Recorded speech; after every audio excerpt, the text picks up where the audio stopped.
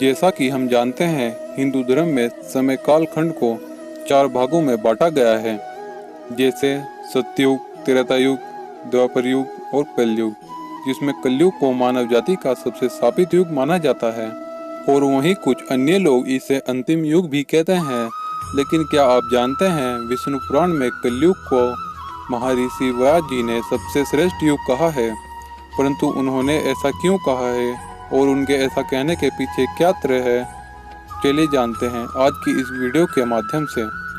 दोस्तों, विष्णु पुराण के अनुसार जब एक दिन महर्षि व्यास गंगा में स्नान कर रहे थे, तब कुछ ऋषि मुनिवर वहां पहुंचे और उन्होंने देखा महर्षि व्यास गंगा में स्नान कर रहे हैं। तो वह लोग वहीं गंगा किनारे वृक्ष के नीचे बैठ गए। फिर कुछ समय बाद जब महर्षि व्यास जी ध्यान लगाकर खड़े हुए तो कहने लगे, युगों में सबसे श्रेष्ठ युग कलयुग है। यह कहकर महर्षि व्यास फिर से ध्यान में लग गए। युगों में सबसे श्रेष्ठ युग कलयुग सुनकर वहां पेड़ के नीचे बैठे ऋषि गद आश्चर्यचकित हो गए और वह कहने लगे, व्यास जी ऐसा क्यों कह रहे हैं? क्योंकि उन्होंने सुना था कि युगों में कलयुग सबसे श्रापित युग है। जब महर्षि व्यास स्नान कर बाहर निकले तो ऋषि मुनि व्यास जी से पूछने लगे कि आपने कहा कि कलयुग सबसे श्रेष्ठ युग है, इसका क्या अर्थ है? क्योंकि आपके जैसे महर्षि यूं ही कुछ नहीं कह सकते।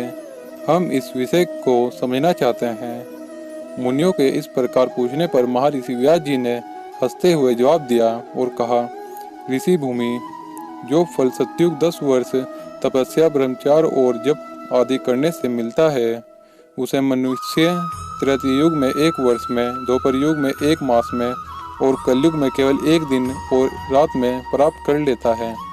इसी कारण मैंने कलयुग को सबसे श्रेष्ठ युग कहा है।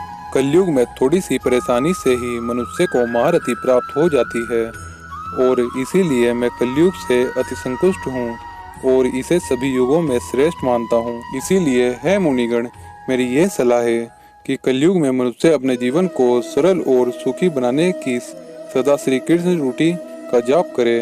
आशा करता हूँ आप इस वीडियो के माध्यम से समझ गए होंगे कि किस प्रकार कलयुग सबसे श्रेष्ठ युग माना गया है। अगर वीडियो अच्छी लगी हो तो वीडियो को लाइक और चैनल को सब्सक्राइब जरूर कर देना। धन्यवाद।